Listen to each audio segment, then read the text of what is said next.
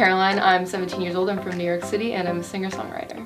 So I'm doing a production course. I'm learning how to do things like set up sessions, record my music, and then everything that comes after the recording process. So sitting down at the computer, staring at the screen and working on making my tracks sound the way that I want them to sound.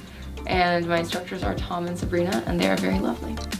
One thing I've learned at Factory Underground is mic techniques. I didn't realize beforehand how significant the different mic techniques were in the overall sound of a song. One of the coolest experiences I've had here has been the day we recorded the piano track for my song, because we set up like 6 different kinds of microphones, and so seeing the differences between like a U87 and a KM184, such small details, but they make such a big difference when you're listening to a song. It's definitely changed the way that I'm able to go home and record my songs and employ techniques after I've recorded to get the sound that I really want.